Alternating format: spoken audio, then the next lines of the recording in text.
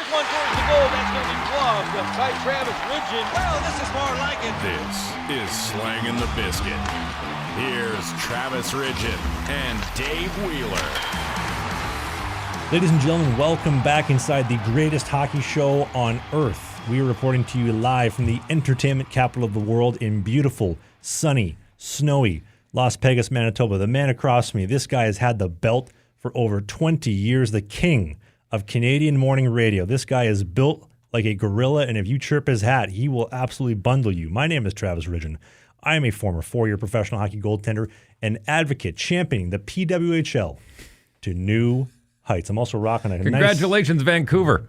Yeah, they got a new team. Yeah, sure did. Not as nice as this 5-inch inseam. You see this? Someone was commenting. They wanted the 5er. I brought the 5er out this week. Thank God that barista at Lululemon talked you down from the 3-inch. Yeah, I rolled in the Lululemon the other day, the one in Polo Park, actually just outside of our studio here by the Winnipeg Airport. Mm-hmm. And I roll in. I told this dude I want a 3-inch inseam. And he's a big dude. He looks like he played some type of like sport for a while. And he says, you know, the 7 is in. I like the 5. But go with the 7 because it looks more like a 5. That's how we roll here. Don't go with the 3. I got the 7. And I went to try it on in the back. The lady said, that is an amazing setup you have there. The blue on blue, little denim on denim, black on black. I got 3 sets. I'm rolling in this beautiful plus 20 day here in Winnipeg. Well, it is shorts weather for sure. We're finally getting some of that weather that we've been craving. Thank goodness here in the prairies. Comment. The guy on the right is dressed like he's going to the beach. The guy on the left is look like it's the middle of winter. No, look. My wife bought me this shirt. Pretty happy with it. Very floral. Take the jacket off. Let's see it. Let's get a little size up on the video version. I like that. Right? Nice little 3-button piece. Yeah. Feel like Ricky Fowler. It looks good. Thank you. What kind of pants and shoes are you rocking? Under Armour pants, golf pants. And actually, I've got a funny story about these shoes. These are... those the ones that Mike Milbury beat a fan with? No, funny enough, but these are Nikes. These actually aren't even supposed to be worn. They're supposed to be on a shelf somewhere. They're collectors, but damn it if they don't look good with every suit I wear. They do blend in nice. You love the browns, though. I do. A couple shades of brown. I'm more like of a Tom Navy. Watson. I'm a bit of a Navy guy. I like Navy. It's like diverse, intelligent, kind of complements my nice white T-shirt. Reminds me of the scene from Meet the Parents where Ben Stiller pulls up. He's like... hey, Fokker, you picked the color of that car? Is that the Meet the Fockers? Yeah. Yeah, Meet the Fockers. Yeah, and he's like, the green, you picked that? He's like, nah, I got it from the rental. No, they say geniuses pick green, but, you didn't pick it. That's a good one. We got an amazing show today, by the way. We have all the Stanley Cup playoffs. We have the Oilers. We're going to shit all over Stuart Skinner later on in the show. We're going to start Hey, Stan Bowman, did you pick Stuart Skinner? No. Well, neither would a genius. Man, I think I trust my ex-girlfriend more than I trust Stan Bowman to pick me a goaltender and take me to the promised land. What an idiot. Wow. Died in a hang gliding accident. Dude, we touched on this during the trade deadline. Do you want to save it for later? Let's start positive. Okay, yeah. I think I'm in. People want a positive show. Let's give us some positivity first. And by the way, we're going to touch on the Nottingham Panthers a little bit later on, too. Yeah, that's a record right there over in the UK League. But to start things off with, let's talk about the Dallas-Colorado series because what a series that has been. You have any thoughts on that one? Yes. Go to 7, go to triple overtime every single game, beat the hell out of each other because the Jets are going to go up against whoever wins that series. Good. Go long, go to overtime every game. It's been a goaltender's duel, too. I mean, Ottinger kind of shit the bed in game 1, but since then, him and Blackwood have been going basically save for save. 2 overtime games. Stars coming into the playoffs with that 7-game losing skid. Bigger skid than in your sheath underwear. And then they just pull it together. They get an overtime win. They get a second overtime win. And now they're up 2-1. They can go up 3-1 with a win. But tomorrow night, which we're recording on Friday, just for those wondering, the show goes up on Sunday. So I guess last night we'll know the fate of the series. But that's been a really interesting one. Yeah, the Oilers are actually getting close to taking the ice. So and we'll get to that in a bit. Yeah. I called it in the fall. I love Blackwood. I love this dude. If I could pick one goalie in the West that I'm like, this is the guy, I think he's going to take him all the way, it's him. He's like Demko, but 30 pounds heavier. He's thicker. He's got the flexibility. He's got the range. He's got the style. He's got a sick little salad coming out the back. He looks big in the net, and he's just so mobile. He gets on top of every puck, covers the ice incredibly well. 85% of shots in the National League are in the bottom portion of the net. He does a great job. He is probably my favorite goalie in the West. Well, close to JB. Okay. But he's doing fantastic. Okay. What did you think of that Nichushkin goal, though? You see that one? Refresh my memory. Which one are you talking about? First goal of game 3. Oh, yeah. Yeah. He basically does 2 laps around the entire O zone. Yeah. The Dallas D is totally gone. Looks like Nichushkin's looking for a bag of snow. He's like just humming around the O zone. Yeah. And then he chucks it over Ottinger. Yeah, he had all the room. I don't know why, but the defenseman decided to make like an airplane and one go left, one go right. I don't know who they were picking up, but it was nobody with the puck and just gave him the entire bowling lane to go and score one top shelf. It's crazy. I had my guy. Yeah, right? Yeah. I'll tell you, in the Eastern Conference, Montreal and It's a great series. the Caps are on the ice right now, and we're not keeping an eye on that. But I have a prediction that the Habs are going to get back into that series. I still don't think they're going to win. Carolina is getting an absolute gift. The fact that Jack Hughes is not playing for the Devils, that it's going to go 4. I mean, the Devils without Jack Hughes are not the Devils. That's so disappointing. He's so talented too. He's unbelievable. Did you see that comment about the Hughes brothers in Vancouver coming out of the other day? Well, I know that Quinn is he kind of played the whole passive aggressive thing, like you coming back, and he's like, I'm a captain. They gave me that honor. I take it very seriously. I owe this team a lot, and I want to see it through, but not actually committing. You know what I mean? It was that, no, not sure.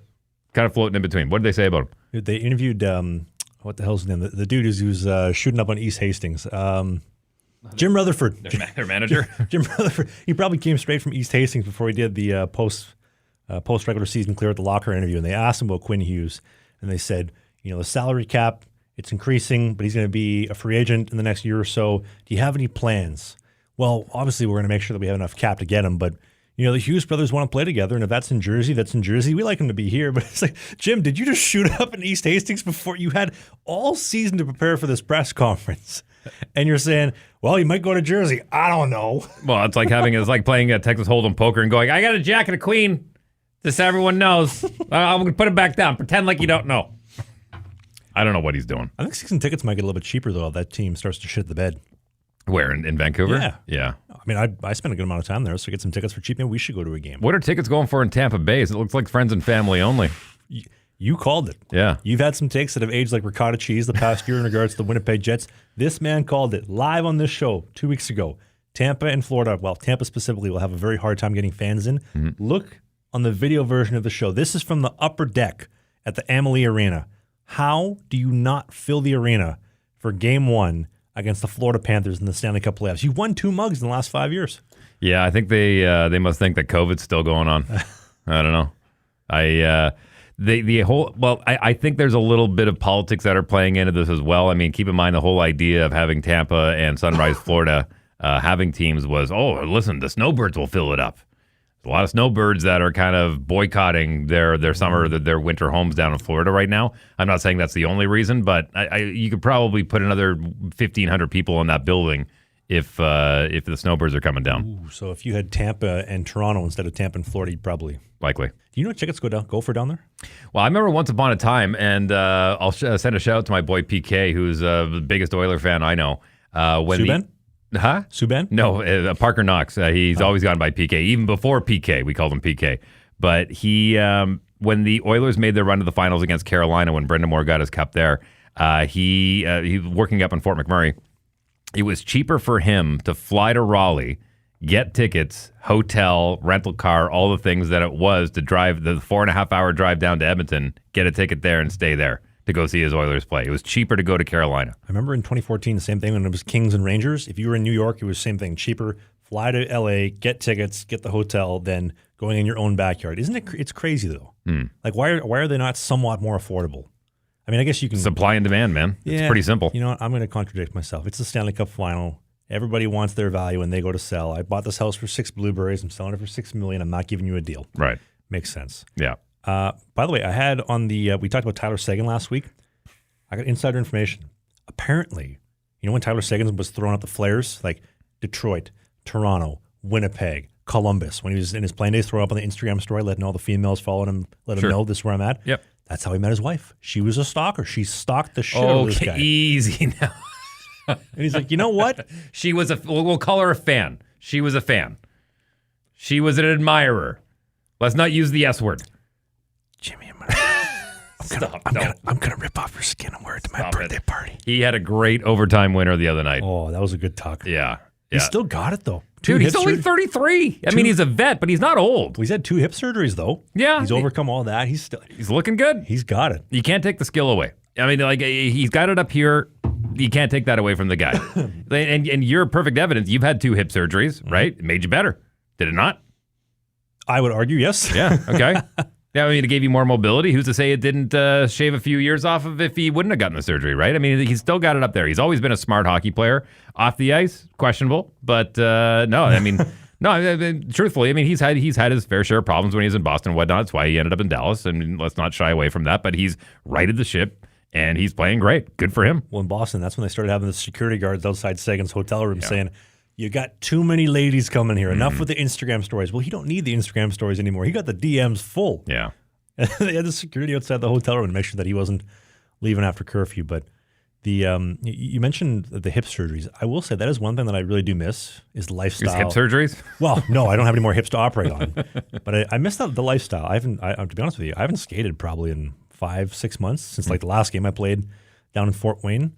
And the minor pro lifestyle of ramping up for the season, doing all the off-season skates, the off-season workouts, moving everything over, getting settled in the new housing, doing training camp, preseason, travel. Now we're in the dog days, and I miss that quite a bit, to be honest with you. I miss that a lot. It's an adjustment, man.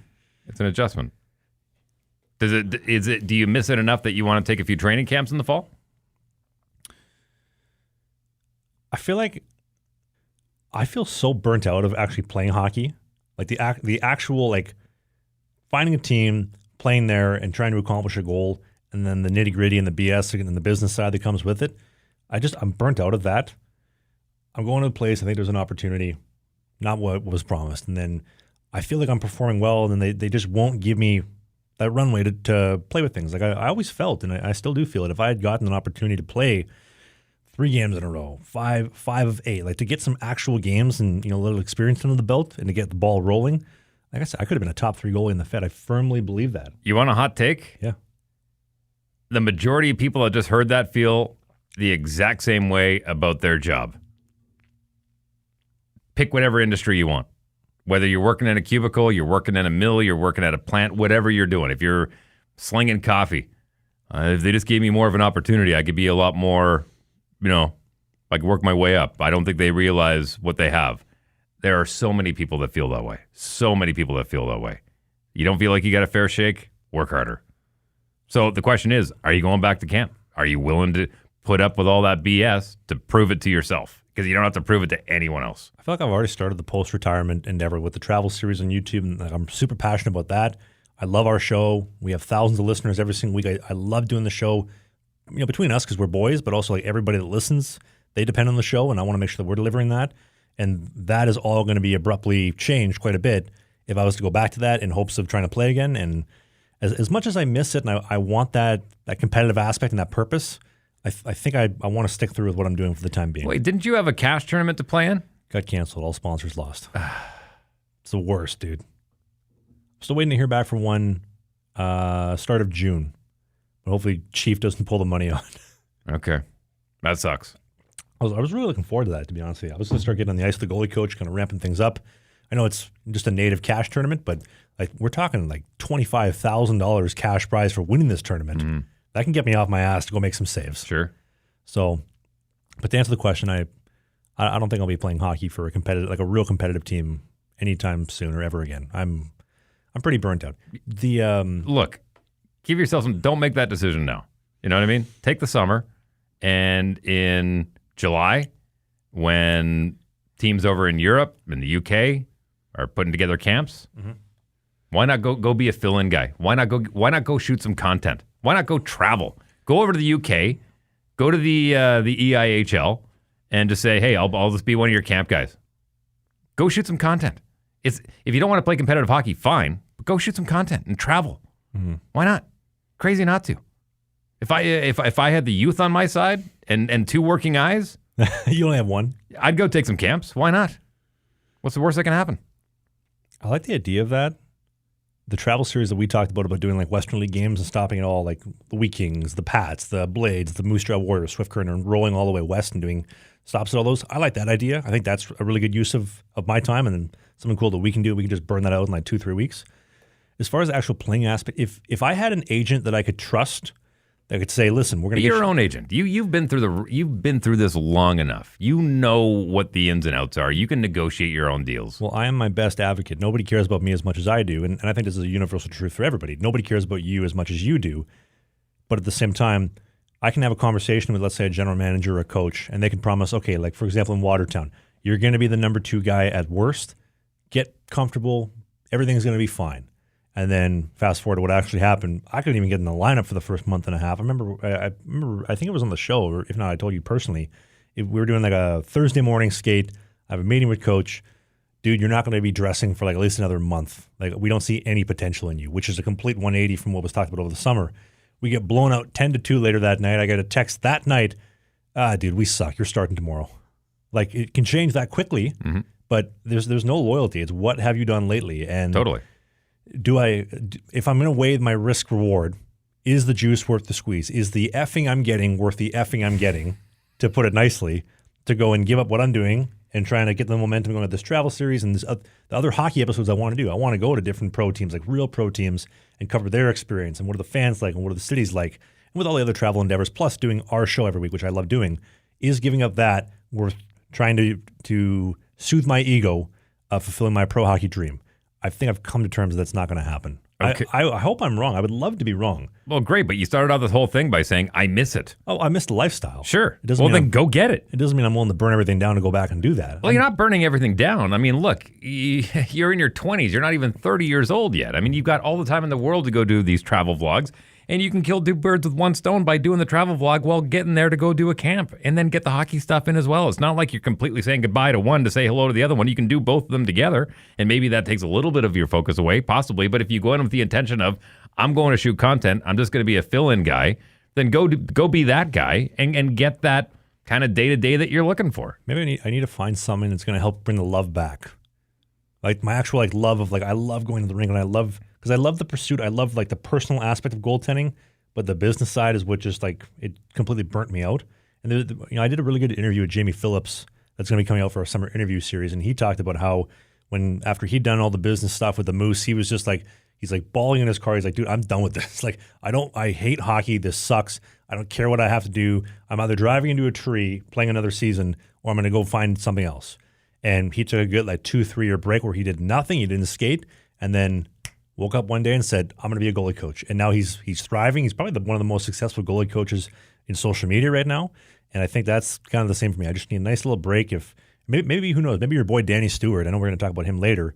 Maybe he's got a connection to get me a camp in the EIHL or somewhere in the UK. You have look, you have the connections. You have a phone, you have a website, start making some calls. Hey, I'm not looking to come make your team, but I'm coming to fill a roster spot for your training camp. That's it. Simple. Why don't we put this out there to anybody listening on the show? It could be a senior team somewhere in Canada. It could be maybe a Fed team, maybe some team over in Europe, whatever. Good opportunity. I'll open the door. DMs are open. You can call the voicemail too. A goon. Hey, Glatt, why don't you come down? I told you to stop calling. I told you to screen this shit. Hey, you like hot dogs or corn dogs? Because you like cocks in your mouth. Obviously, hopefully somebody doesn't call and leave that, but we'll leave the line open for that. How does that sound? Is that a good way to cap that off? I think that's a lazy way of doing it, to be honest with you. You're basically saying, yeah, call me if you want. No. Go get it. You really want it? Go get it. Make the phone calls yourself. At this point, I don't want it that bad. Okay. Then you have your answer. All right. Shall we move on to the rest of the show? Sure. If you disagree, we have a voicemail line. Please call. There's a link in the description. There is no phone number required. You just call. You can say whatever you want, positive or negative. We air all calls. We got the Seguin thing. Holy Whiskey Tango Foxtrot. Did you see the sauce that Kaprisov hucked from the blue line to the far blue line to Boldy, who ripped it past Aiden Hill? It reminded me who was he playing with? Was he playing with the Sharks or the Penguins when he did it, when he made that... You talking about Karlsson? Yeah, that pass that he made that was just skimming the bottom of the drop clock right on the tape at the blue light. It kind of reminded me a little bit of that. The skill level we've been seeing in these playoffs is sick. That was the Senators. Sick. Senators in the TD Garden. Is that what it was, the Sens? Wow. 2016. That was unbelievable, man. That was one of the smoothest passes I've ever seen in my life. Oh, he's a smooth skater. The hair he had, too, the slick salad, the flow. I think Erik Karlsson pioneered the flow in the salad. Okay, hear me out for a second. Hear me out before you just unload on me here and take a giant steaming dump. Did he pioneer the flow? No. But in the 2010s, did he single-handedly drag it by the bootstraps and say, this is the new hairstyle for hockey players? 1,000%, I think Erik Karlsson did. I think he helped usher in that style back into the game. Sure, I'll give you that. But did he pioneer it? No. No, I'm not saying that. No. He grabbed it by the bootstraps and brought it back in style. And then when he cut his hair, that's the day that flow trend died. Mm-hmm. But also, did you see Kyle Dubas the other day saying about Karlsson? He's like, he's going to overhaul his game. I don't think Erik Karlsson gives a shit what Kyle Dubas thinks. No, I don't think anyone gives a shit what Kyle Dubas thinks right now. By the way, Toronto media, stop it. Scumbags. God, are you bad? You're so biased. I was listening to NHL Network on Sirius XM when I was driving around the other day, and they were sitting there going, Leafs are up 3-0 as we expected. You went to overtime twice with the Senators, a team that you should be dumb. Yeah, you're up 3-0, but barely. And then they turn around and go, "Oh, St. Louis finally got back into the series as we predicted. We're surprised they're not up 3-0." What? You're stop it. Your bias is showing. Be professionals. Toronto media is a bunch of cowards. Damn. You know how you solve it? I think you should have a rule, specifically with this Toronto sports media. There should be a new rule. If you are not under a certain percentage of body fat, you are not allowed to be on the air. It is unacceptable to be fat and disgusting like that and non-respect worthy and be on air showing people that is acceptable. I think you are allowed to carry a little extra weight if you've done your time on the ice and you're retired and you went. Michael Jordan said, they asked him, "What are you looking forward to when you retire?" He says, "Getting fat." So good on those guys like the Kachucks of the world and whatnot that are like, "Yep, I did my time and now I'm enjoying all the fruits of my labor." Great. But these guys that have never stepped on the ice before and shut up. Stop it. Stop pretending like you've been there. I haven't been there. I don't pretend like I've been there. You skated, though. I've skated, I've coached, I've done all the things, but I have not done it at a professional level. You're a slick puck-moving D-man. I was pretty good. But listen, if you are built like a bulldozer and you look like Rosemary Barton on CBC, get off the air. I don't even want you on radio because I think it's infectious. Who's that Dingle? Oh, Steve Dingle. Scott Dingle, is that his name? The Leafs fan, the guy screaming at the camera. Imagine this, being a Leafs fan. You're a Toronto Maple Leafs fan. You're a coward. You're not respect-worthy. You're a geek. You're overweight. I'll be honest with you. I've seen him, he pops up in my algorithm, obviously, because of YouTube. And it's actually inspired me. We got to start doing live watches. Like, there's so many dudes doing live watches right now that don't have a clue what they're talking about. And God love you. I mean, hey, I'm not going to tell you how to enjoy things. But let's start doing some live. I would love to start doing some live watches. What do the people think? What? And I'm just pitching from the hip right here as I'm pouring my beautiful Sheepdog Nitro Cold Brew Manitoba made here. Yeah, solid. But what do you think if, for live streams, what if we did during the playoffs? We'll pick a game. Let's say like we do the Winnipeg series. So every game we're doing that during the regular season. Maybe like a Friday, Saturday night. We'll do a live stream. It's on YouTube. It's free to watch. If you want, you can super chat with us. That's an option as well. And then we can engage and kind of use that as this is a side component of the show and kind of open up the portfolio, get a little more engagement with our viewer base. Because our actual show, obviously this goes up every single Sunday, and it bothers me a little bit, the fact that we can't do it live and engage with everybody that's watching, because like we produce the show, I edit it, and then we get it up for Sunday. But if there's a way to do it live like this would be a great way to engage with everybody that watches and loves our show. So leave a comment down below. Leave the voicemail. As always, there's a voicemail link. You can call down below and let us know. Is there a series that you'd watch? Do you want to watch that? Is this an Instagram? Is this a YouTube? Is this a TikTok? We're everywhere. So we'd love to do it for you. By the way, thanks again to Sheepdog. This stuff is just... Look at this foam. Yeah. Seriously, look at the foam on this. You get a nitro cold brew, cracked it right out of the can. Boom. Good little bit of foam right there. If you're in Winnipeg, go down see Sydney on McGillivray and tell her Slang and the Biscuit sent you. No relation to Sidney Crosby, but Sean, the owner, this guy was a cop, and he went from putting guys behind bars to throwing coffee on the bar table. This guy's a real badass. I like it. They have a new commercial actually coming out for the playoffs. Oh, yeah? Next week. Nice. So if you see Sheepdog Nitro Cold Brew on Sportsnet, the fake news media for the Stanley Cup playoffs, that is the Sheepdog ad, which is exciting. Mm-hmm. All right. Are you ready to take two giant steaming shits, Cleveland Steamers? What do you Stanley got? Steamers. You want to go with well, you know, let's start with Ullmark because I feel like that's less, and then we'll kind of work our way into.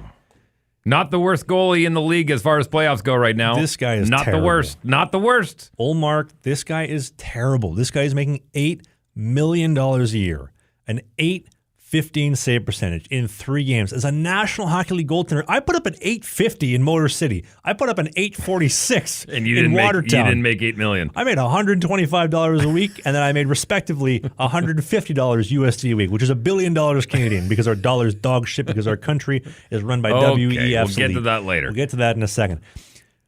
This guy's terrible though. Like I'm watching game 2, I'm watching game 1. Like you can't make a save. This guy's playing so deep. So I saw the fake news media talk about I think it was the second goal in game 2 when it comes off his blocker, off the D-man, and they're like, oh, what's he supposed to do? It's off the D-man. He's so deep There's no wiggle room at all. So one of the things, if you're going to be playing deep, you have to have elite reads and elite rebound control because there's no room for error. You are as backed up as you can.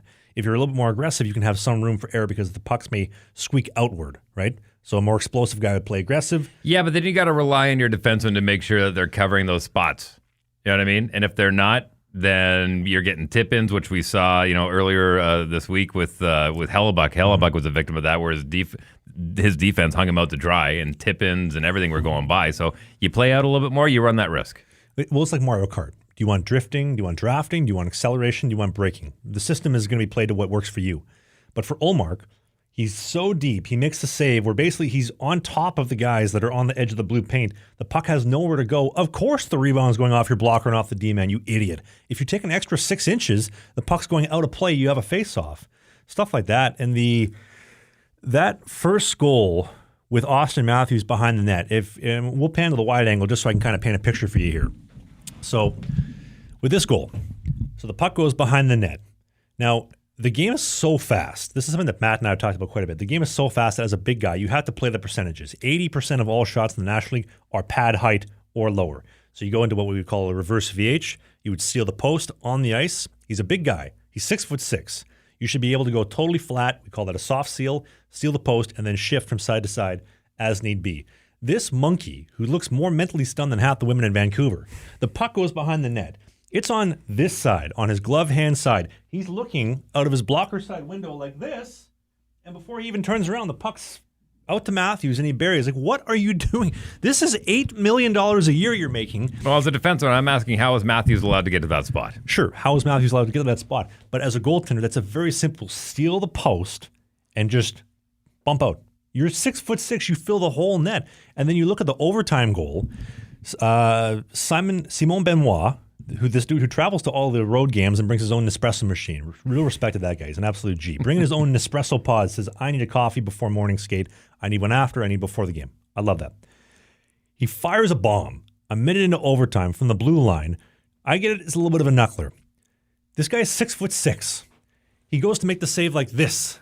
You're a monster, dude. Get big. This is what Vasilevsky does. This is what Hellebuck does. The best in the world get big when they can't see the puck to fill the percentages. And you're getting small. What are you, like, he has single-handedly cost them the series 3 goals on 20 shots in Game 3. The Senators should have won that game. They absolutely should have won the game. They probably should have started Forsberg, but they should have won the game. He has an .815 save percentage in 3 games. He has a lifetime 3-10 playoff record with the worst active save percentage in the playoffs of any goalie on the planet all time. You know what, though? What? In these playoffs? Yes. Right now? Yes. That we're currently in? Mm-hmm. He's better than Stuart Skinner. Which is scary to say. Imagine coming in the Senators' locker room being like... He's I think he's .005 goals against average better than Stuart Skinner, and a save percentage, and way better on his goals against. Imagine Brady, Tkachuk, and Stutz having a conversation. Dude, our goaltending sucks. Well, he's better than Skinner. At least he's not Stuart Skinner, dude. We could be way worse. You're right. We could have lost in regulation. At least we got a TV in the boardroom. Like, you could have put my mother in net, who has never put skates on in her life, and would have had a better save percentage than him. You could have taken Patrick Lalime out of retirement, straight out of Game 7, put him in the net, and had better saves. You could have taken Andrew Hammond, the Hamburglar himself, who has put on a crazy amount of weight since retirement. He's working in medical sales. This guy hates the game. He's totally burnt out of it. Sound familiar? Put him in the net, and he would have done better than Ullmark. And he ain't making $8 million. Listen, if this dude's putting up an .815 save percentage for $8 million a year, and I did it for $125 a week, I need a raise. I am owed money or an opportunity. What do you think? I think that the Senators are on the right track. Did I just absolutely cook Ullmark? Yeah, kind of. You sure did. But I don't like his face either. I think the Ottawa Senators are going to have a much better season next year. Do you want to talk a little bit of positive stuff? After I just have we been there yet? I think the start of the show was. Well, we're not going to shit all over Skinner. I was kind of alluding to that. I had some positive Leafs talk. James Hetfield was at Game 2. That was kick ass. Yeah, you see it? Yeah. He does I've spoken to James. He's a very nice guy. Have you interviewed him? Oh yeah. What's he like? Oh, wonderful. Yeah, very nice. Tell me more. When did you meet him? I actually had more time with Kirk Hammett.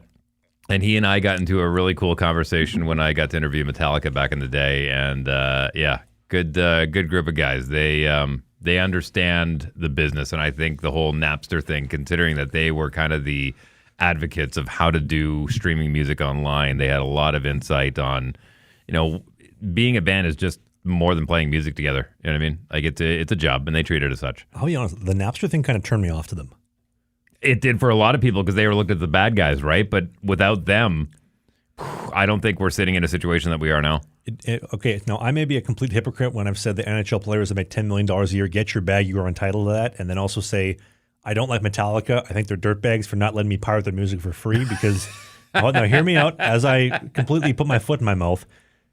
I enjoyed their music before I found out about the whole Napster thing, and you love making music. You want people to love your music. So if you truly love your music, shouldn't you want me to listen to it, whether it's free or not? I get it. You want to make $1, or 99 cents, because that's what iTunes was selling them for at the time. But I don't know. Where's that fine line? You got to put the art ahead of the artist, period. Every single time. Every single time.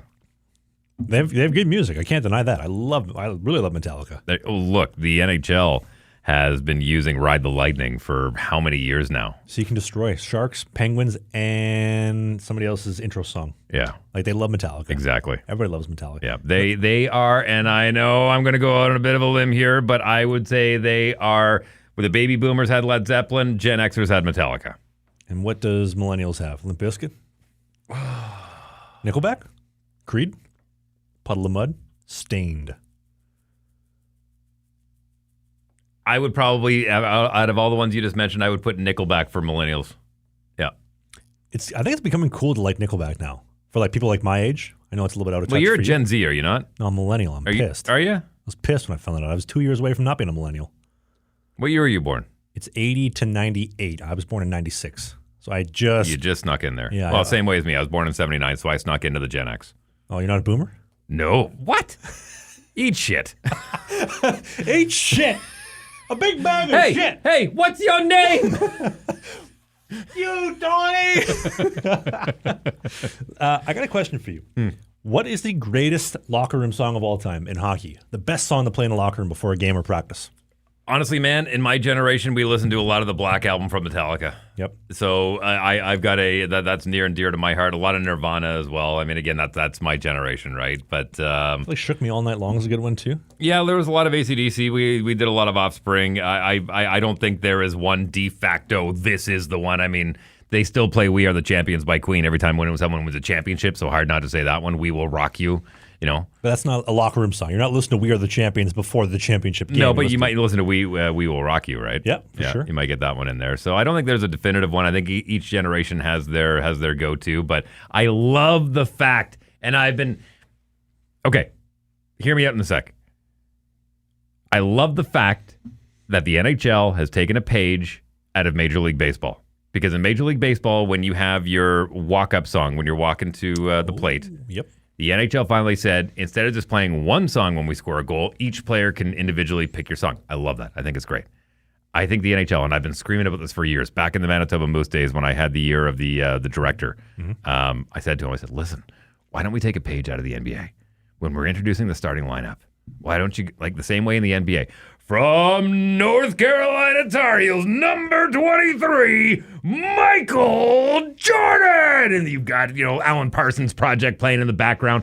Why aren't we shouting out the WHL teams or the CHL teams that these guys came from? The Peterborough Petes, number 19, Steve Yzerman. Why aren't we? I mean, there's a connection there. We all know where these guys from the University of North Dakota. Why not? Well, CBC did that for a bit with the Hockey Night in Canada intros. I'm talking about on the ice, in the building, when you're introing them for the starting line. The starting lineup for your Winnipeg Jets. Do you remember the Jaromir Jagr one he did on CBC? They said, Jaromir Jagr, Kladno, Czech Republic, and my favorite player growing up was Jaromir Jagr. Absolutely. What a beauty. Yeah. And then his jersey retirement speech. I'd tell you some stories, but my girlfriend, who's 18 years old, does not understand, nor was she around for any of these stories, so we'll save them for another time. Man, I know you throw that term out a lot, but he is, man. He really, really is. I love that guy. Do you remember the hooker story with Jaromir Jagr? Enlighten me. You don't remember this one? Enlighten me. Okay, so he was playing over in Europe. I think it was in Europe. And he's on the road. For whatever reason, I guess he decides he's going to go sleep with a model. Sorry, not a hooker, but a model. There's a big difference between the two, for the record. Sorry, brain fart. I'm only on my third coffee today. I need a couple more to kind of get things rolling here a bit. Limp Bizkit rolling. But so sleep with the model. They're in a hotel room. He goes to sleep. She takes all these pictures, like taking the selfies. I'm here with Jagr. Here's his face. Here's his ass out in the sheets. He wakes up. So you better give me some money, or I'm going to tell everybody that you're sleeping with a model. Yes, this I remember. And he says, okay. Go for it. Go post it. Yeah. She posts it. She was dating a guy in the league. Yeah. One of the other guys from the other teams. Seward herself. Seward her boy. He gassed Jagr, her. Jagr comes out looking like a hero. Jagr looks like a G. Her boyfriend gasses her. She looks like a dirty hoe. Easy. Well, what else are you going to call her? A lovely lady with great standards and moral integrity? Easy. I'm standing behind what I said. Like, what a G of all Gs. But greatest warm-up song. Last one before we transition here. Again, I've mentioned this before, but back when I was working with the Calgary Hitmen, I loved Andrew Ladd was the captain at the time. Dragula sounded great inside a Saddle Dome when they were coming out on the ice. For warm-ups. Yeah. That's a good song. There was another one that Fall Out Boy did. Dance Dance? Yeah. No. Sugar We're Going Down Swinging? No. Thanks for the memories? No, it was off. Anyways, it was one of their tunes, and it sounded fantastic inside of the rink. What do you think of this list? I got 3 for you. Trapped, Headstrong, Mudvayne, Scream With Me, Cold by Crossfade. You got to throw Power Man 5000 in there, too, since you're throwing all those out. What song? It was off the Tony Hawk Pro Skater soundtrack. I can't remember the song. Yeah. I think a little bit of Limp Bizkit, too. I love Roland. Like Wes Borland. Have you listened to their new record? Yes, Limp Bizkit sucks. Fantastic. Unreal. Dad vibes. Dad vibes. There's a guy on YouTube. He does like how to sound like a certain band in 30 seconds, and Limp Bizkit is He's one great. of He's them. got the mustache and the long hair. I love him. Yeah, that's the guy. Yeah. Wes Borland is just such an underrated guitar player. I know we're not a music podcast. He is a creative guitar player. I put him in the same realm as Tom Morello, where they're not sitting there slaying up and down, but they make sounds come out of the guitar. I put Edge in that same category. They make the guitar sound. Wes Scantlin from Puddle of Mud? No. He looks like Edge. They got a new record coming out, by the way, Puddle of Mud. God damn, I hope they do an entire record of Nirvana covers just for the comedy. I put them in the category of creative guitar players. They make sounds come out that your standard guy is not going to do, but they're not overly technical. They're just very creative. With the whammy bar, all the different effects pedals. Yeah, like Wes is just a G of all Gs. Yeah. Fred Durst, I messaged him the other day. We exchanged some messages before. I asked him to come on the show. I haven't heard back. Fred, we'd like to have you on the show.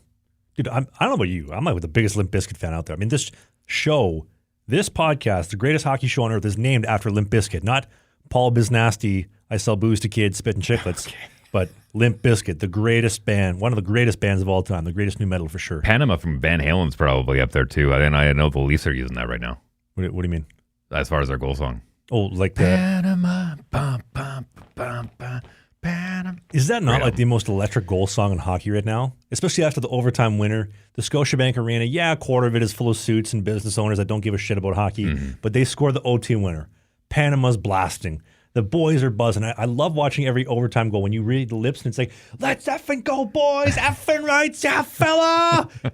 They obviously won't put that in the fake news CBC, but I love seeing that because that's hockey right there. Yeah. Let's go, boys. And then It's all emotion, baby. Oh, all emotion. There's nothing better. And then the emotion on Domi's face, like, I got it, boys. Yeah. Let's go home. By the way, shut up. With all the emotion that's going on, I love the fact that Craig Berube, there's actually a viral video going out right now of Berube, who the Leafs score, and his assistant coaches are, they're fired up with players. He's like, hey, what are you doing? Settle the F down. Act like you've been here. Be a pro. Yeah. Be a pro. It's fine. We haven't won anything. Shut up. And then the next goal, you can see them all. Yep. I like that. What an absolute nail gun. Yep. And he doesn't even think, what are you guys doing? Yeah. I love that. Smarten up. Does it feel like the Leafs are a different team this year? No. You think that they're going to bottom out still? Yeah. I have them going out in the second round. To Florida? Yeah. Ooh, yeah. Bob, the Leaf Slayer. Sorry, man. Like it's you. Same way as I called Stan Bowman out for not addressing his goaltending problem in Edmonton. I think the Toronto Maple Leafs had an opportunity to either deal Walls or Stollers. I know they're going with Stollers, and he's playing tough in there right now. I get it, but they had a chance to move Wall. There's and kind of shore up their D or maybe shore up their fourth line. That's one thing that the Leafs aren't doing. They're not rolling all four lines. They just can't. They're not complete. I'm sorry. They're not going to get through. They're not getting through the second round. There's a viral video. There's this guy on TikTok right now. He's doing videos where, for whatever reason, I don't know if the Leafs are staying at a hotel for their playoff run, but all the Leafs players are walking just outside the Royal York and Union Station into the players' entrance of Scotiabank Arena. Yeah. And so those dudes just sitting right at the corner by Union Station, and he's just waiting for all these players. And so Pacioretty, Marner, Stolarz just walk by. And it's funny because they're in their suits. They look exactly like the business crowd that are in the business district walking down there after work. And they don't look anything out of the blue. You couldn't even pick them out. But then you're literally walking home from work beside the Leafs goalie who's about to go to work, or the guy who's about to score the overtime winner. I thought that was so cool. And then How much time have you spent in Toronto? Every single person that's walking through that area has horse blinders on. They don't give a shit who is in that. They are so focused on themselves. Got to get to my cubicle. Got to get back to my one-bedroom apartment. Got to get to my cubicle. Got to get back to my one-bedroom apartment. They don't care. Well, that's the beauty of it. This guy's filming them walking across the street. Nobody bothers them at all. They're outside the arena. Yeah. They're outside the Maple Leaf Square. I thought that was so interesting. And then Stolarz, he's got this nice navy suit on, big broad shoulders. I am the effing man of Toronto. I own this city. I own Florida. I own Philadelphia. I own the Oilers. I played a half game there. This guy is the man right now. He's playing fantastic. Also, the fact that he gave the Stone Cold Steve Austin cold shoulder right into Riley Gregg. Yeah. Is his name? Whatever. Just knock Krieg, this guy over. yeah. Grieg? Yeah, whatever. Nobody cares who he is. He's up there with Steve Dangle and the nerds of the world. Stolarz owns this guy. But yeah, listen, I'm not a Leafs fan, but I am cheering them for them to do well, but not too well. Because I want them to do well enough to get on to the next round, get a new slate of games, and then maybe Stolarz drops the ball, Wool gets injured, my boy gets back on the net. This guy's a 2-time Stanley Cup champion. They haven't given him 1 second of playoff action in 3 years in the organization. Is he Black Ace right now, or is he still with the Marlies? I think he's with the Marlies right now. Okay. What a disservice. I would love to see nothing more than Muzz get some playoff time. Hey, He you won never 2 know, mugs, man. man. Crazier things have happened. I know you had the Jets too. What do you think of this series so far? Look, I know everyone was screaming about the St. Louis Blues, and they're on such a run, and they got Binnington, they got all these things. The Jets are still the best team in the league, man. The Jets are still the best team in the league. They got a game coming up today at noon. I'm looking forward to that one. I think you're going to see probably another tight game. I don't think you're going to see a blowout by any stretch, but I think you're going to see the Jets win by 2 goals. I think it's probably going to be a 5-3 final. I'm going to call it. I think Connor's going to get a couple goals. I love seeing the Jets fans heckle Binnington in game 1. You look nervous. Look, the Jets fans looked nervous in that game 1 until they scored that first goal, man. Like, they looked nervous as well. Everyone was sitting on pins and needles going, oh, please don't be last year. Please don't be last year. I guarantee there's a mic'd up video somewhere of JB wearing the mic after that first goal. You guys look a little bit nervous, don't you? Yeah. Hey, fella? Look, I think... Somebody had a sign outside the arena too. There was a picture of Jordan Binnington's face and Squidward, and it said "Spot the difference" because they both have huge schnozzles, just like me. Jets fans are the best. Here's what I love about Winnipeg during the playoffs. It's like a catfish profile. We present really well. We really, really do. Between the party outside on Hargrave and down Graham and everything, the whiteout inside, like, we present well. Our profile picture on Tinder looks solid. Like, really, really good. Hinge. Whichever. Christian Mingle. I don't care. Whatever. Pick whatever site you want. We look good. Ever tell the time I got catfished in Vancouver? Well, a couple times, but the most recent catfish. This is like 2 years ago. There was this girl that I matched with on a dating app. Set up a date. All right, gonna go meet her for coffee. This is my coffee spot. Come meet me here this time. Cool. I'm anticipating roughly 5'10" because I like my breeders for women. I'm thinking brunette hair. Nice taper, some nice old double Ds because that's what I'm into. Well dressed, well fit. I got 5'7", overweight, poorly fitted clothing with glasses. My name's Doug. And I got like an LGBTQ thing, and she brought a reusable mug. And she comes up to me, she's like, "Travis?" I said, Nope. "Yes, Nope, that's me." She's like, "No, so good to see you." And she gives me a hug, and I'm like, okay. I give her a hug for a second or two, and I let go. And so I'm completely like this as she's hanging on. She must have held on for a good 5 Mississippis. And I'm thinking to myself, oh, God. So she lets go of the hug, and I said, "Listen, I'm sure you're a very nice person.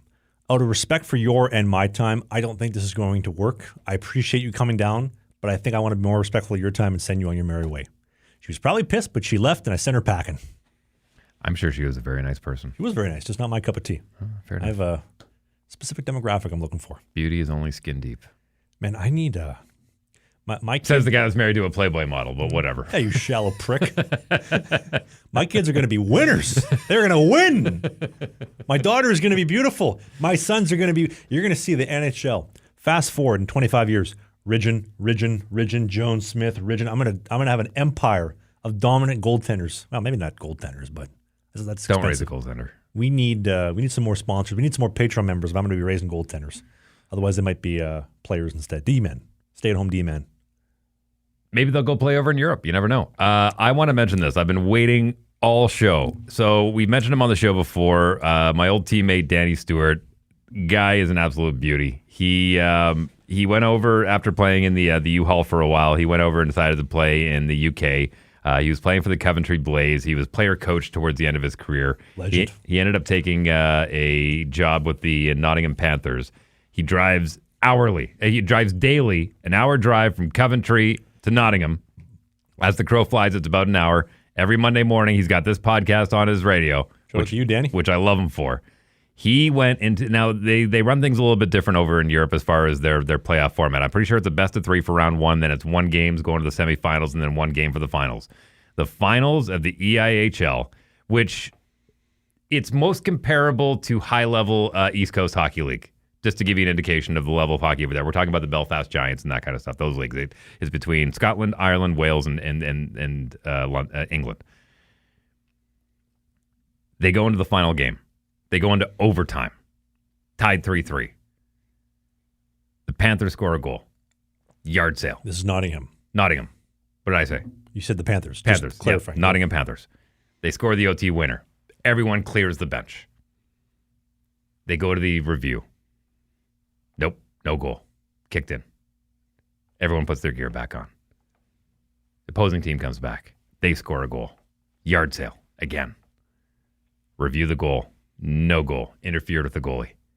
How does it? The only in my mind, I'm going like, this is ridiculous. Like, how does this happen? But then I kept thinking back to that game in the Stanley Cup Finals with Buffalo and Dallas with Brett Hull's skate, and I truly think that the only reason they didn't review that is like, well, they've already celebrated. It's too much of a mess to clean up. Just call it a goal. It's fine. We'll shut it down. They didn't stick to the rules, and it kind of plays on the situation we had this past Thursday night with the Jets and Blues when Cole Perfetti scored that goal. Scored that goal. You don't think that was a save? You think Binnington didn't make the save? Really quick, we'll touch on this. You want to finish your story first? Yeah, okay. I'll finish the story.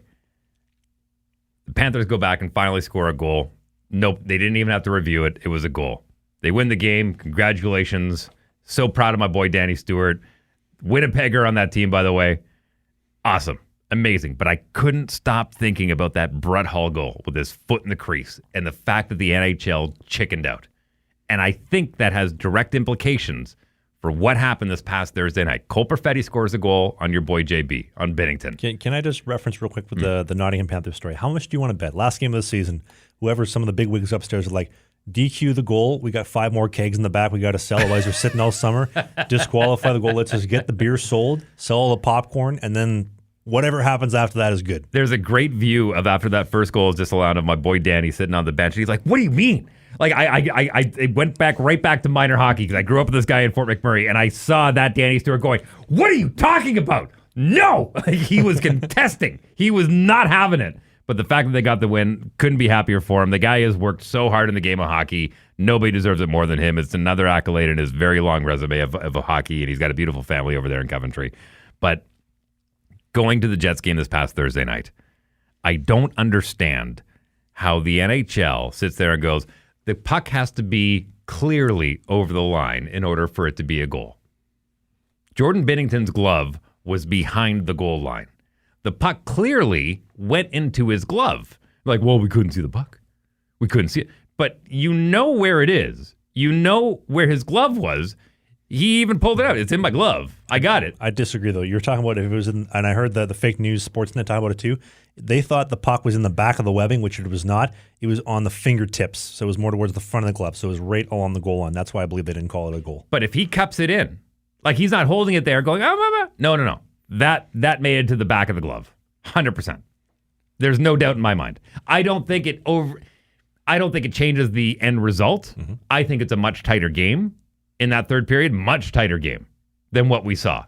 If the Jets get a little bit of that momentum. If anything, I think it put the brakes on. Mm-hmm. And they were so focused on that. I think the NHL made the wrong call. We could say to the cows come home and pigs fly. and I started finding sane women in my life again, but whether it was a goal or not or a save, do you think it's bad for the game when they spend that much time reviewing it and they pause all the momentum? And listen, I understand there's a reason why they have a review. We want to get the calls right. For example, the Brett Hull. That's exactly why you have a review.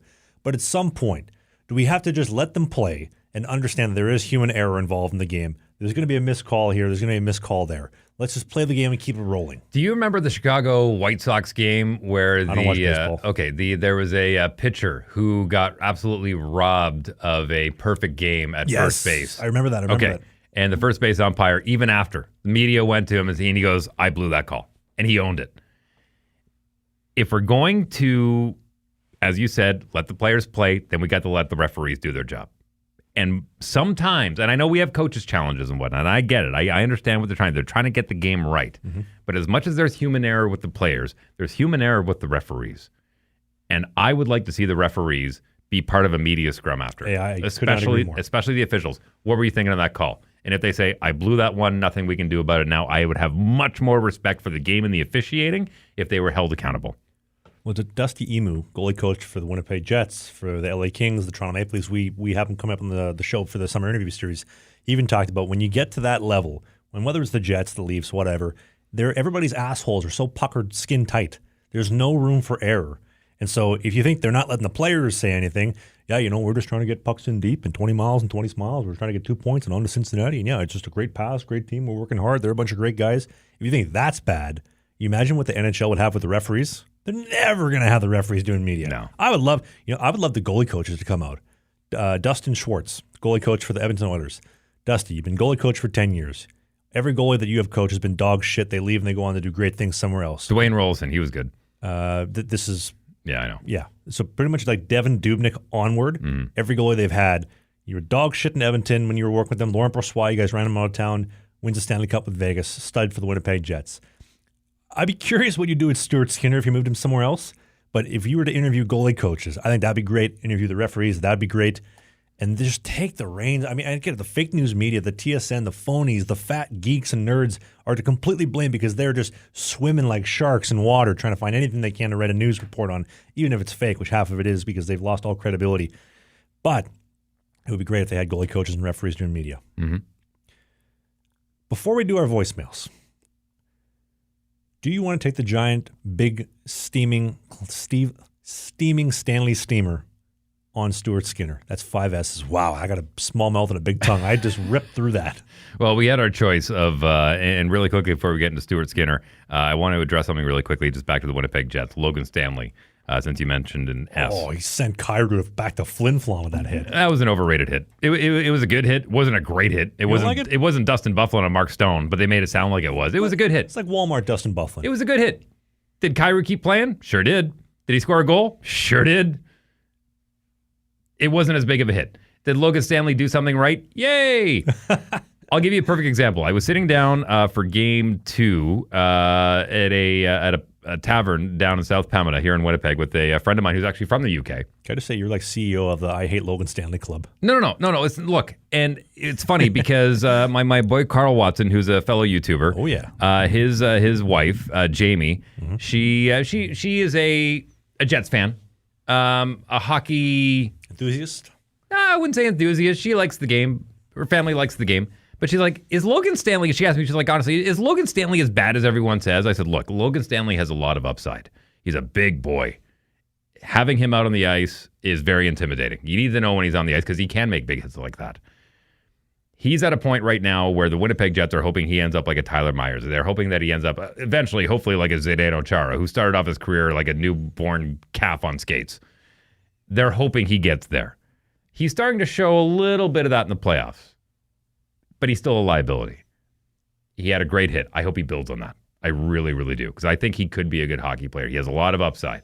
His downside has been hindering him a lot. As of right now, he's looking good.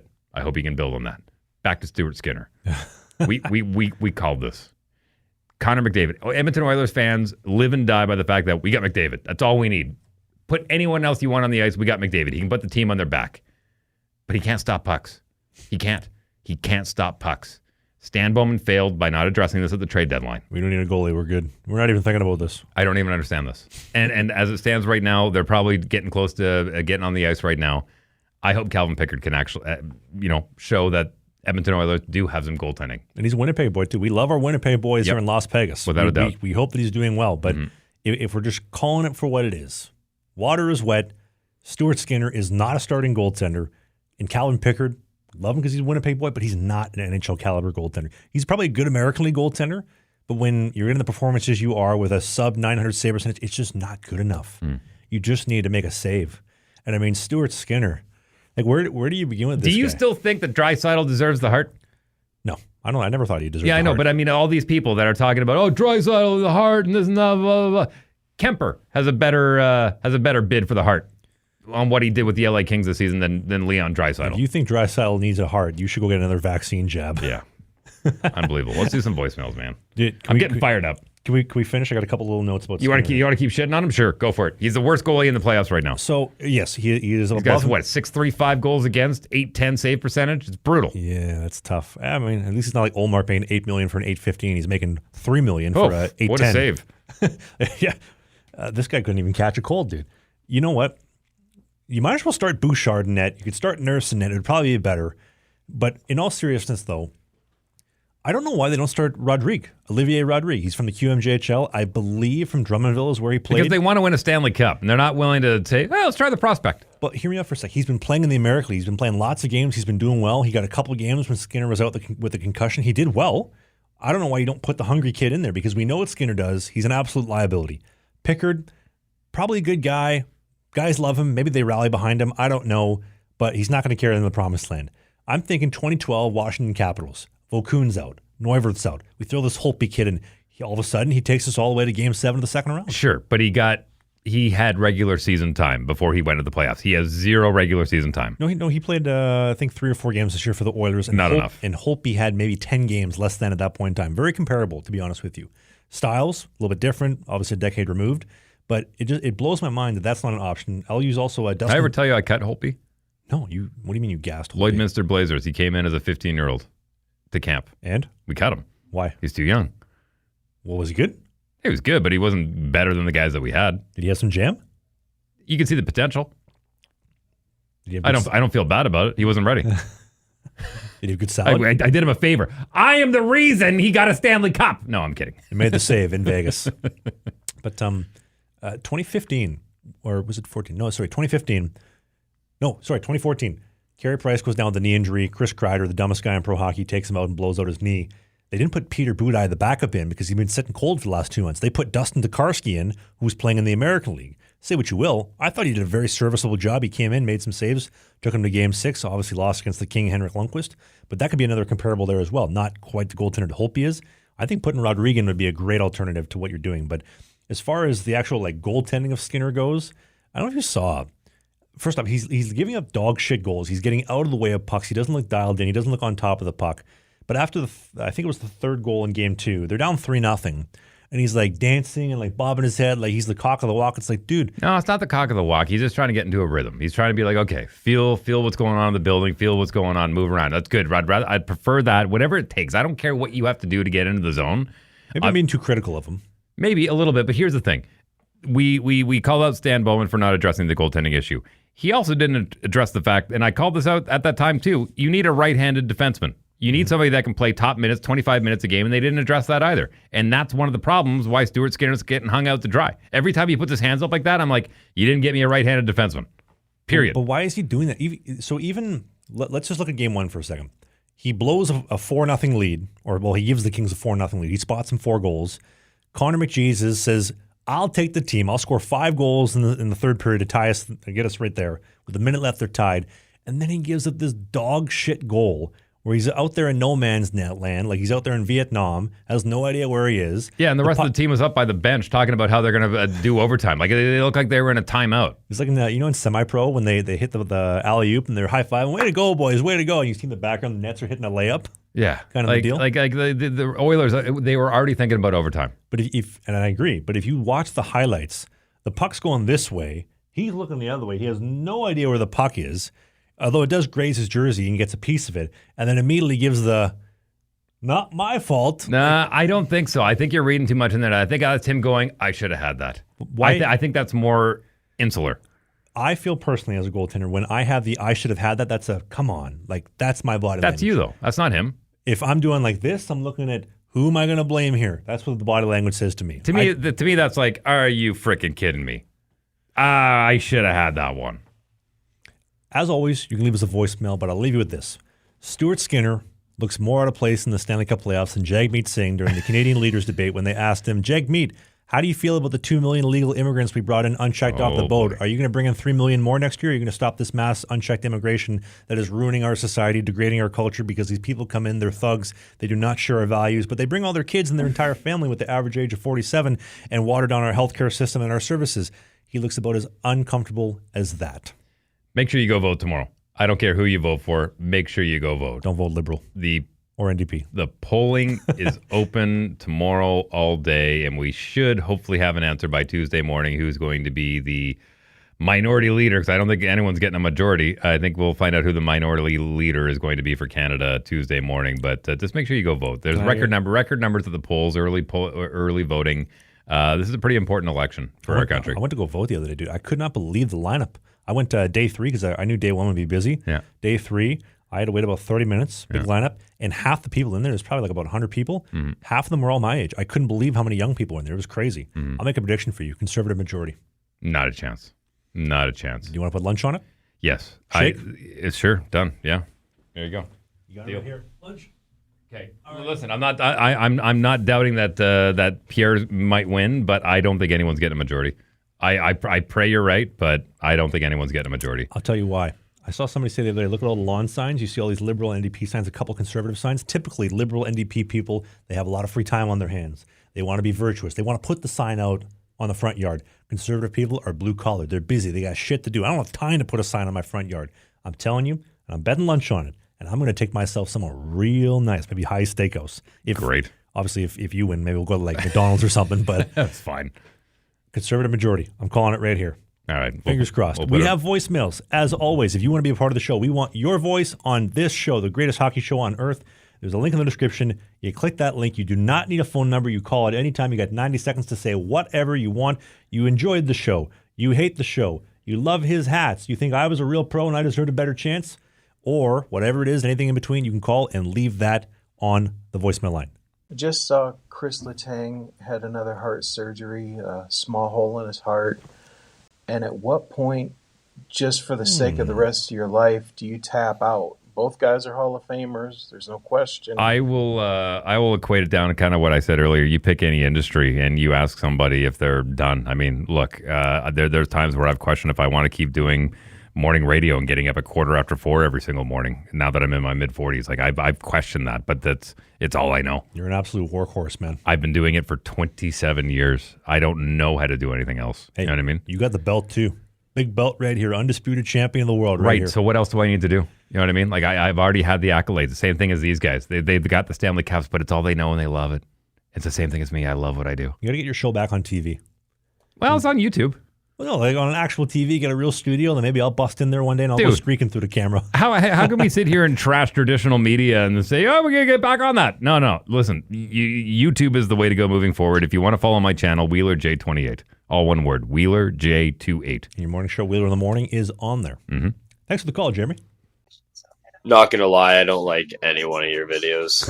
I think you talk out your ass so much. You think you're a pro goalie, but your GAA was what? 11, 8, and 4.6. Pause that for a sec. Better than Ullmark. How many pro games did you play and how much money did you make doing that? And how many seasons did you play? Continue the call. Former professional. You played semi-pro. Still professional. Hockey DB. Try. Hockey DB begs to differ. The other guy on your show, though, I like him. He knows his shit. He's a great podcaster. Why he's with you, I don't know. Dave. But who said that? Yeah, keep doing your thing. And haters gonna hate, bud. Yeah. Take care. Sends in 5. You loser. Now we got to go Sens in 7, but okay.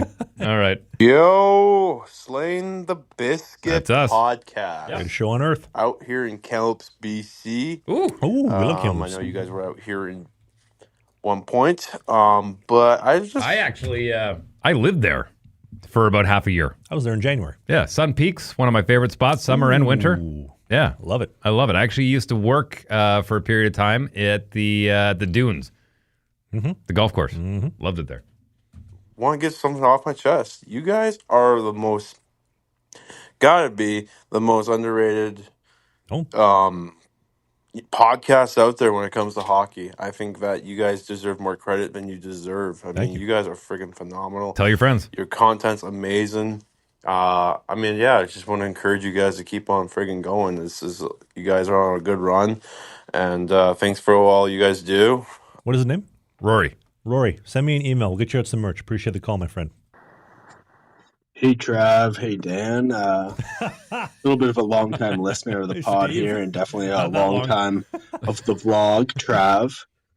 And that's why I felt like I'd reach out, seeing some of your stuff, Trav, of you and your ex, and that's what I'm kind of going through and losing motivation. So, same guy we had last week. I think he called in again. Yeah, okay. I'm not a person that loves to be active and taking action in my life, but I think I know why you broke up. Why? Kind of just for what you just said. Because of lack of action? Yeah, maybe. Stuck in this rut of waking up and doing my work, going to sleep, and not hanging out with the boys, not going to the gym, not playing my hockey. So I know you just have to take action and take responsibility and do it, but I just can't do it right now. So yep. Appreciate any advice that you could provide. Thanks. Look, don't force it. Don't force the issue. Take the time you need. Know that you have the motivation. You've said it out loud. You know what it takes. You know that you need to call to action, right? You know that it's there. You know you have it in you because you've literally said it out loud. You know that it's there. But if it's not going to be today, that's okay. It might be tomorrow. If it's not tomorrow, it's okay. It might be the next day. You know that it's going to come. Know that it's going to come. This might not be today, but know that it's coming. And make sure you wait for it to happen. Okay? Because it will. It will. Don't worry. By the way, I got these really cool gummy bears here. And hashtag no free ads, but Oh My Bears. They're made in Richmond, BC, like a Vancouver product. Bears. Dave was looking at these earlier. If you want, he hasn't tried some. You want to try some? Yeah. They're only like 120 calories for a whole little thing. They're like gummy bears, 2 grams of sugar. They're freaking awesome, dude. They got these nighttime gummies too. They're like, what do you call it? Like melatonin. These things will knock you out. They're awesome. Yeah. All right. I'll be back next week, and Dave will still be sitting there like when we took that break last year at New Year's. Literally came back walking in there. I was like, Dave. Still here. You're still wearing the same thing when I left. I knew you'd be back. I've been waiting. Hello, my friend. We meet again. Good show, sir. Good show. Thank you, everybody, for watching. Go, Jets, go. 12 o'clock today. I'll be watching. Thank you so much for watching the greatest hockey show on earth, Sling the Biscuit. My name is Travis Ridgen. That is Dave Wheeler. We do new episodes at 11 a.m. Eastern, 10 in the Prairies, 9 in the foothills of Calgary, 8 in the Pacific Northwest. The show is on YouTube. So if you are on YouTube, hit the subscribe button for more episodes like this. You're on Apple or Spotify. Leave us a review. We would love to hear what you think about the show. We are also on Rumble. Clips are on Instagram, TikTok, Twitter, X, you name it. Thank you for watching, and we will see your good-looking faces next week.